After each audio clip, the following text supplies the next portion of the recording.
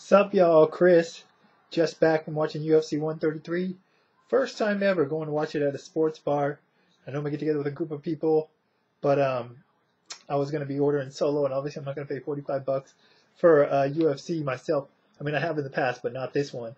But I got to say, the experience was a lot better than I expected. I've heard, there's a lot of drunk a-holes in there that don't really know what they're watching, just screaming this and that, but that wasn't the case at the place I went, so shouts out to FLB Sports Bar and Casino in Folsom for having a good crowd and some not bad eye candy on site as well. Hard to focus on the fights at times, but anyways, I digress. I'm not even going to talk about the undercard, in all honesty, except for big ups to Nam Fan for coming back and actually making a competitive fight after getting smashed in the first round by Mike Brown. And Alexander Gustafsson, not surprised he won the fight. Man, when I watch Matt Hamill fight, I swear I'm just like, how's this guy ever won a fight against anybody? Just his style is just, it's unorthodox. I know it's been effective for the most part, but man, it looks bad. There's so many holes in his game, and Gustafsson was able to expose those.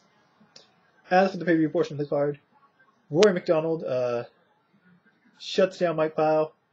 Pyle looked to make it competitive early, but McDonald wasn't having it. Put him on the ground, some solid ground and pound, which kind of be a foreshadowing of things to come on the pay-per-view main event. And McDonald gets a good win.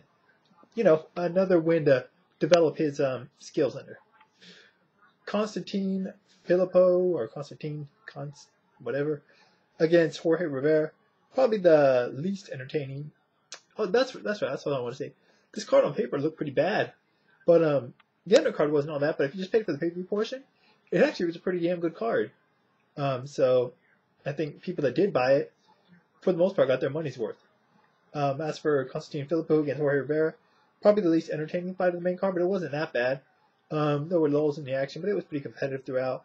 Philippou gets a decision. I don't really have a problem with it either way. It could have been a draw as far as I'm concerned, but it was a solid fight. Good win for Philippou, though, taking this fight on late notice. Next up, Brian Neversole, Dennis Hallman. What the... Man... Dennis Hallman deserved to lose just for wearing those trunks. Man, those are smaller than... Those are like some... those aren't even pro wrestling trunks. Those are more like some Michael Phelps, swimming trunks. For that reason alone, he deserved to lose. People in the bar were just like, what? They were taken aback. Even the chicks weren't feeling that. But yeah, Hallman had the back early. Couldn't really get anything going. Ebersol, once he was able to get in the guard, Hallman's guard made some serious ground and pound. It's not often you see ground and pound from the guard displayed at that level of violence and efficiency, but Ebersol was able to do it. He's not even a guy that looks like a real big banger. But man, he fucked Hallman up. Pardon my language, but good win for Ebersol and Hallman. If losing in that fashion means you're never going to wear those trunks again, then so be it. Co-main event of the night, Vitor Belfort Yoshihiro Akiyama. This one went for the most part as I expected to. I thought Akiyama would be able to hang a little bit longer because he's shown a pretty solid chin in the past against Lieben. Bisping, Belcher, and maybe if he fought someone else in the UFC, I don't remember. But no, Vitor caught him early, stung him, and Vitor, if nothing else, for the most part, he's usually a good finish when he has his guys hurt. Swarmed him, dropped him, almost finished him with the uppercut on the ground, similar to the one that Hendo finished or dropped Fedor with. So, good win for Vitor, and Akiyama's probably going to get cut. UFC wasted Akiyama. Could have given a very marketable fighter, but they matched him up just too tough, a lot tougher than they match up most fighters in the organization. So, sucks for Akiyama, a good win for Vitor. Hopefully he'll get to fight Chris Lieben on that UFC Brazil card. Gotta get a drink real quick because I'm dying because I'm thirsty.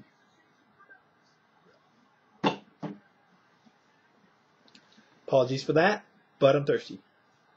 Rashad Evans, Tito Ortiz. Main event was supposed to be Rashad Evans against Phil Davis. And when the fight started, and I saw Rashad from the back, I'm like, damn, Phil Davis is in there. Rashad got leaner. He's more cut. His back from the behind, his just back the way he's built, is very similar to Phil Davis, who's a very impressive physical specimen. As for this fight, obviously it was a rematch. Obviously Tito took it on late notice. First round was pretty competitive, but Rashad definitely didn't look like he'd been out of the ring for over a year. Not really the ring rust. I think the best part, obviously, of the first round was when Tito was against the fence and they were having a flurry of exchanges. Nothing really landed too solidly for either, but it was entertaining because it was a lot more than I expected to happen in that first. I thought it was going to be kind of tentative, some attempted takedown and stuff, so I didn't expect that exchange. That was pretty damn entertaining. Second round, Rashad just came out. Tito looked tired. And if he has no big surprise, he just fought like 3 weeks ago, 2 training camps, only a week off. That's going to happen for the most part. So Tito looked tired. Rashad took advantage. Did some good stand-up, got the takedown. Was absolutely dominating position on Tito. Landing some good ground and pound. And yeah, then Tito got in a position where he looked like he was able to stand up, and was on his knees. And normally, you got to be careful because we've seen in the past where guys will kneel an opponent in that position and get in trouble for it. Jimmy Varner, Donald Cerrone comes to mind. Josh Koscheck, Anthony Johnson comes to mind. Amongst others I can't think of at the moment. But Rashad was smart. He didn't knee him in the head. Sunk that knee right to the solar plexus to the midsection. And it really hurt Tito. Tito grabbed his stomach or his midsection.